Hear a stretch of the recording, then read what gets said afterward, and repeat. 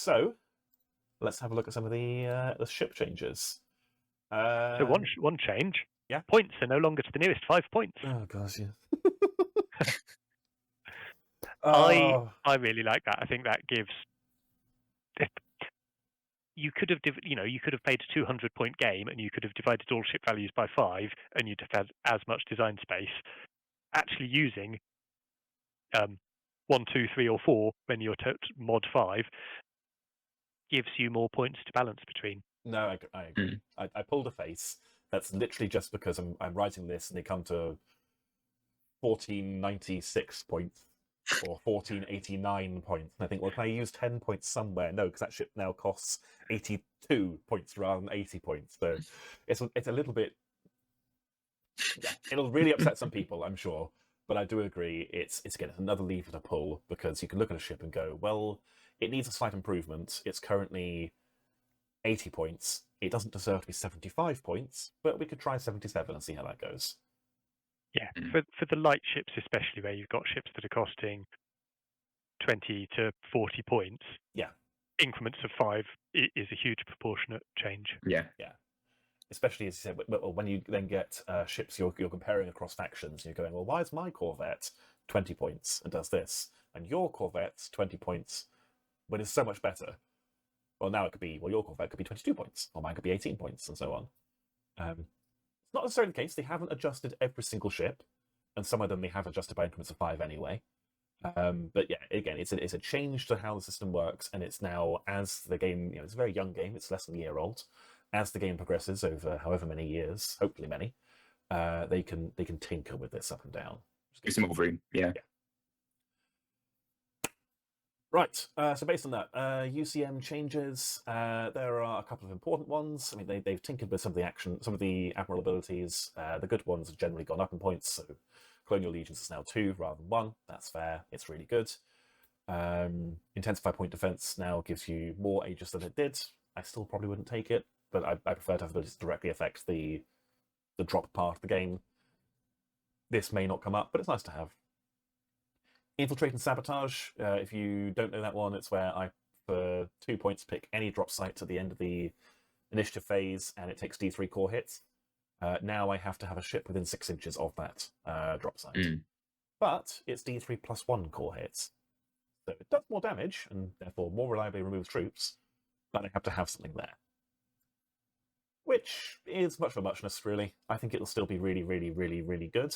And I can quite happily bring like a small group of, I don't know, Corvettes to go and get the objective I care about.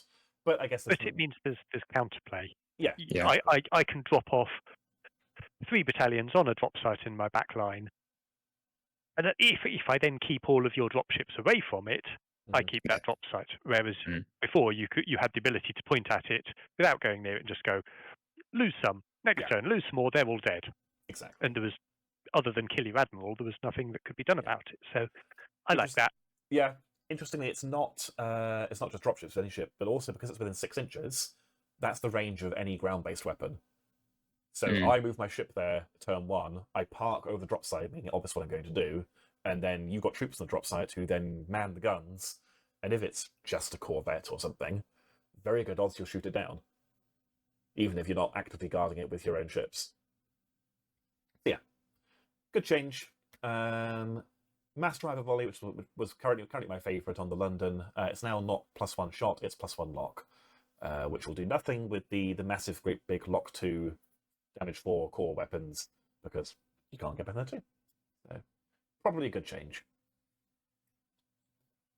Other interesting changes across the board, I think. Anything that had Aegis has seen it gone up a bit, because I think generally the consensus was Aegis is an interesting rule, it's just undertuned.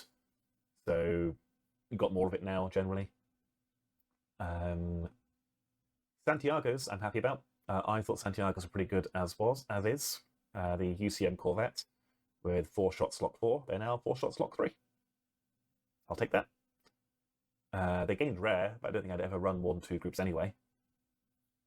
The Lysander is a big one. This was previously the stealth dropship, and it was pretty much an auto take because it was 2 drop for 50 points.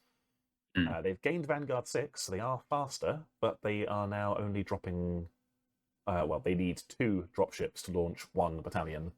Or if you only have 1 left, you roll a dice, and on a 4+, you place 1 battalion. Okay. With Vanguard, though, it's going to give them a good boost into the middle board. See, I'm not sure Or it even will. up to. I don't think you'll actually get to any drop sites faster, because let's say it's line, you're coming in from your board edge, 6-inch further forward, 12-inch thrusts were on 18, drop range of 3, so 21. I'm still not reaching the midboard in the first round. But if it was any of the deployments that have you on the board already, and you're 6 inches further, Potentially. There might be some where it makes a difference. Yeah. I'll need to play around with it. I think overall it's a nerf. I think it's probably a deserved nerf, because now 50 points gets you 1 drop, but fast, or 45 points gets you 1 drop with a strike carrier, but it's slower, but more durable. It'll mean we see more New Orleans, I think, which is probably a good thing, because Lysander's people just took as many as they could normally, because they were so cheap. Toulon's got a bit more firepower. The Jakarta, which is the dedicated Aegis ship, has got more Aegis. Its group has dropped from 2 to 4 to 1 to 2, so you can now just bring 1 of them. And it's gained an anti-wing weapon, so it can actually directly target bomber waves and try and knock them out, which is good.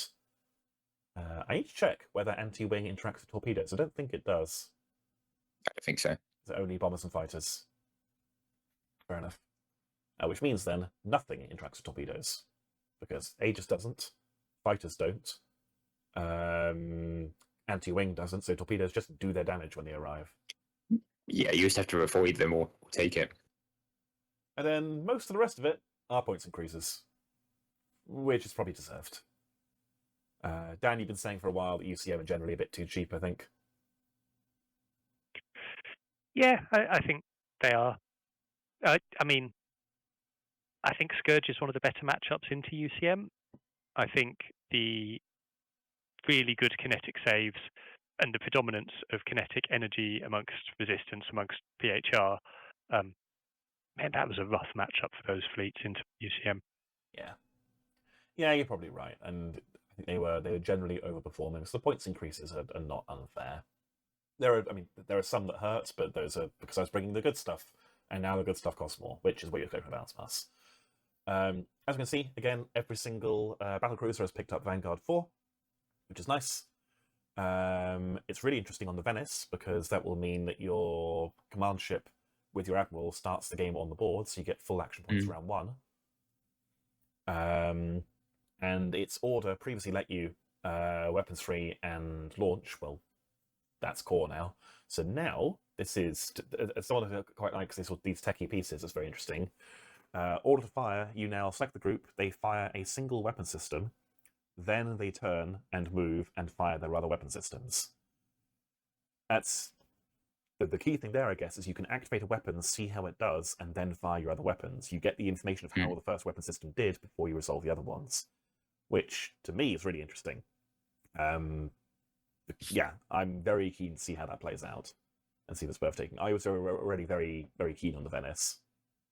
I think that'll work nicely with your big ships with front narrow weapons as well. You can take the shot and then fly past the thing. Yeah, exactly.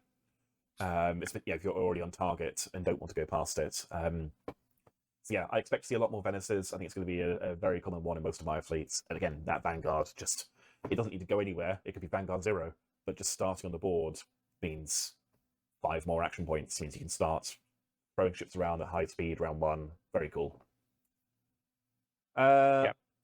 Other thing that we see in UCM, and actually is fairly common across most of the fleets, is the battleship upgrades. Those extra engines have got pricier. Yes. Significantly so. Up 25 points, I think.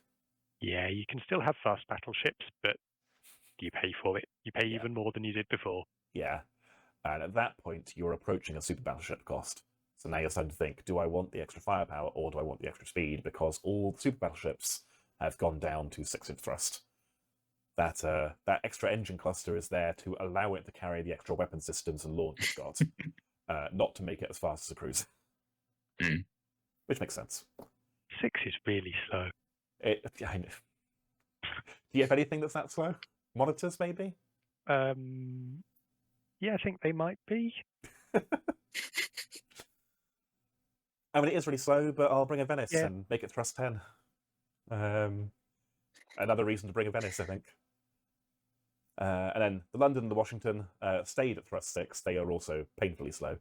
Their age is increased to 6, which is actually massive. That's really durable against bombers. And they gained reinforced armor, so they'll stick around for somewhat longer as well.